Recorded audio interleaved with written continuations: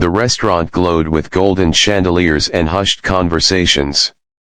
It was one of those upscale places in downtown New York where the waiters wore tuxedos and the menus didn't have prices. At a corner table sat Richard Holloway, a Fortune 500 CEO. His posture was confident, his suit immaculate, but his eyes kept darting nervously between the heavy leather-bound menu and the wine list written entirely in French. For a man who had built empires, he suddenly looked small, lost in translation. Across the room, Ethan Miller, a single dad and Army veteran, sat with his 9-year-old daughter, Lily. They were celebrating her straight-A report card with the cheapest thing on the menu, 2 bowls of soup. Ethan noticed the CEO's struggle. His military training had taught him to read people, and this man was drowning in pride and confusion. Scene 2, the first connection. Richard cleared his throat as the waiter approached. "I'll, take the..." He trailed off, staring at the menu, his face turning red. The waiter raised a polite eyebrow, waiting. The table next to him chuckled softly. Ethan's daughter whispered, "Daddy, he looks nervous." Ethan leaned closer to her. "He's out of his element, sweetheart. Happens to everyone." The waiter repeated the question in French, and Richard froze again. Just then, Ethan stood up, walked over casually, and said in fluent, confident French, "Il prendra le filet de boeuf avec gratin dauphinois et un bouteille de Bordeaux." The waiter smiled, jotted it down, and left. Richard blinked in disbelief. You just ordered for me." Ethan chuckled. "Figured it was either that, or you end up with escargots you didn't want." Scene 3, breaking the ice. Richard gestured for Ethan to sit. "Where do you learn French like that? I thought only diplomats could pull it off so smooth." Ethan hesitated, then smiled. "Army. I was stationed overseas for years. Languages stick to you when survival depends on them." Richard tilted his head. "Army, and now?" Ethan glanced at his daughter across the room, sipping her soup with a proud grin. "Now I'm just a dad. That's my full-time mission." There was a pause. Two men from very different worlds, suddenly connected by a shared moment of humility. Scene 4, the twist. The food arrived. Richard insisted on inviting Ethan and Lily to join him.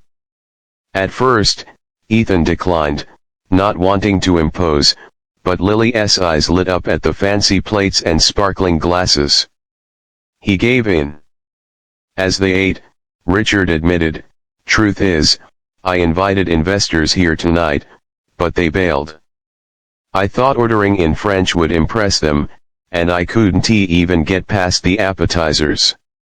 "Some CEO, huh?" Ethan smirked.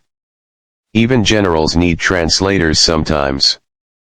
Doesn't he make you less of a leader?" Richard studied him. "You know, you carry yourself differently. Confident. Calm. You'd make one hell of a board member." Ethan laughed. "I'm a single dad juggling night shifts and school drop-offs. Boardrooms aren't exactly calling my name." Scene 5, the realization. Dinner stretched on with laughter. Lily told Richard about her dream of becoming a teacher. Richard shared stories of his own children, now grown, who hardly had time for him. For the first time in years, the CEO wasn't talking about profits or mergers. He was listening, really listening. Finally, he said quietly, "You know, Ethan, tonight you reminded me of something. Success isn't just numbers on a balance sheet. It's having someone look at you the way your daughter looks at you. With trust. With pride, Ethan felt his throat tighten. No battlefield had ever made him feel as vulnerable as those words. Scene 6, the climax. When the check arrived, Richard slid it away before Ethan could protest. "Don't argue. Consider it my thanks for saving me from embarrassing myself." But then Richard did something unexpected. He pulled out a business card and pressed it into Ethan's hand.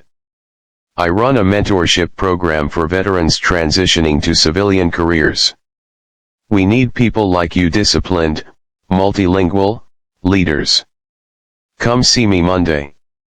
Ethan stared at the card. For years, he had been piecing together odd jobs, struggling to keep the lights on. And now, with one act of kindness, a door had opened he never knew existed. Lily whispered, "Daddy, does this mean things will get better?" Ethan squeezed her hand. "Yeah, sweetheart. I think they just might." Scene 7, the uplifting end. As they stood to leave, Richard extended his hand. "You ordered for me tonight, Ethan." "In more ways than one." Ethan shook it firmly. "And you reminded me I've still got more to give than I thought." They parted with a mutual respect neither expected when the evening began. On the walk home, Lily skipped along the sidewalk, humming. "Daddy, you spoke French like in the movies.